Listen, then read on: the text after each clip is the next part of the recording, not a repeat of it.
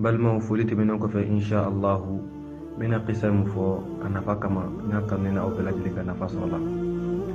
Qissa in lamɛnni kɔfɛ n balimaw n y'a ɲini aw bɛɛ lajɛlen fɛ a ka partager la'alla a bɛ se ka kɛ sababu ye ka mɔgɔ caman nafa mun tɛ anw yɛrɛ dɔrɔn insha Allah. Alimami dɔ tun bɛ ka fɔ a ka kumakan na k'a fɔ wagati dɔ la k'ale to alimamiya la misiri dɔ la. Muso dɔ de tun bɛna misiri in na wagati o wagati a bɛna deli kɛ, mais muso in tɛna don sini jumadon tɛ. Laban na muso ka nali cayara, mɔgɔw yɛrɛ tɛ sɔn ka wari d'a ma tuguni. Ka d'a kan ni deli cayara mɔgɔw bɛ miiri kalaban ci ye, dɔw b'a fɔ nkalontigɛla de ye, o kama mɔgɔw tɛ wari d'a ma tuguni. Muso in nana ka taa alimami ma, ko alimami ma, ko munna ko fɔlɔ mɔgɔw tun bɛ wari d'a ma ko sabu mɔgɔ tɛ wari d'a ma. Alimami ko k'i b'a sɔrɔ mɔgɔw sɛgɛnna wari dili ma, ka d'a kan juma o juma bɛ na. A ko alimami wallahi ne ye misikina de, a tɛ n kɔ a tɛ n ɲɛ, ne de bɛ n denw balo, wa ne tɛ don si sɔrɔ ka se ka deli kɛ ni jumadon tɛ.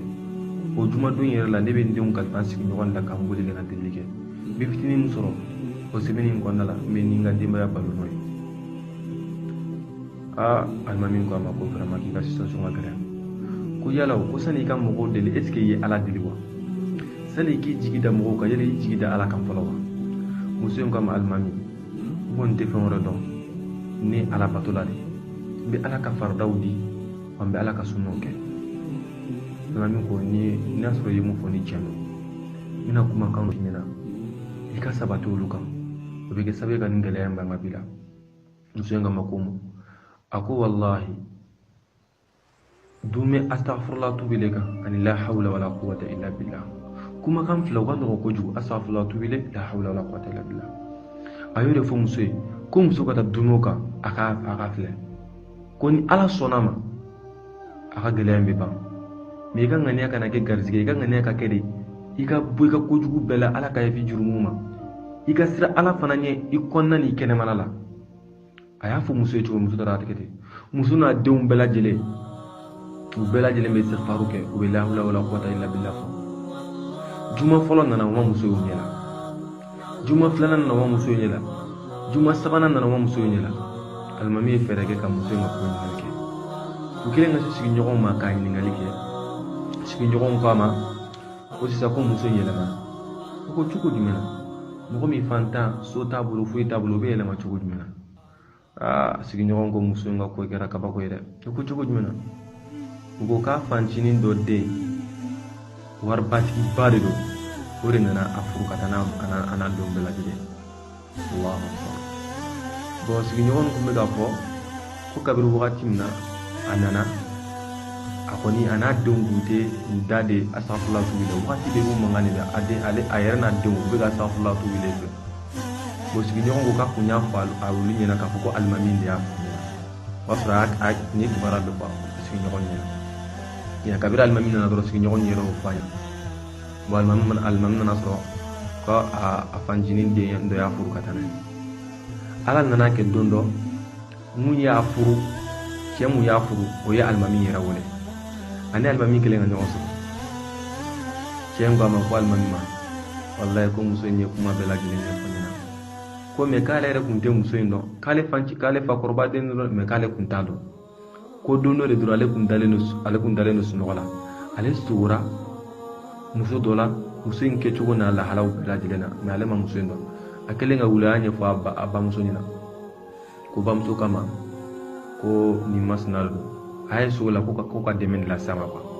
Wa a ye wariw ta ka dumuni dɔ ta a n'a ba ka taa ka t'u di muso in ma. Bo kelen ka taa di muso in ma, u bɔtɔ u bɛ ka taa sisan, muso in de y'i kanto a ma sisan.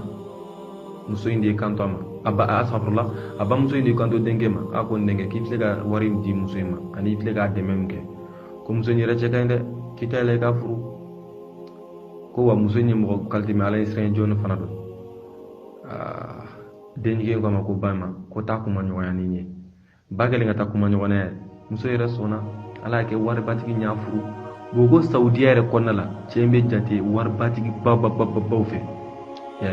A ye muso in furu ka taa n'a denw bɛɛ lajɛlen. A ko kɛra tan cogo de la, a kun b'o bɔrɔ fɔ alimami kɛ ɲɛna balimakɛ. Mun ye nin sababu? Wallahi mun ye nin sababu? Istighfaru.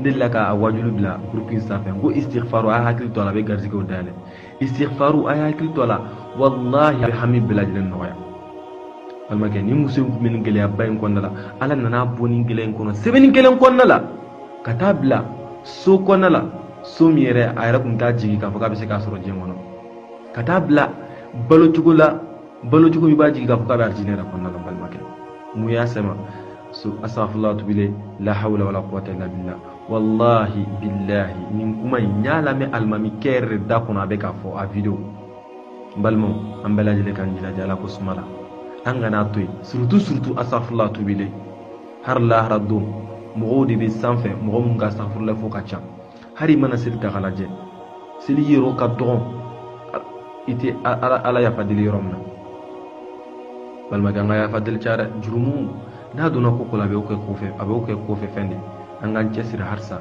anga siga ni nyogono ke vraiment akana dalamel droma min qisa na fakabu absega ko do balame hamibi do be do dala gele do be do dala abeni damne ala absega here sama amunu ba parta saba baraji so amunu be ga famba baraji so ya rabbi ala kan baraji tilanin aw belaji len nyogon ci ya rabbal alamin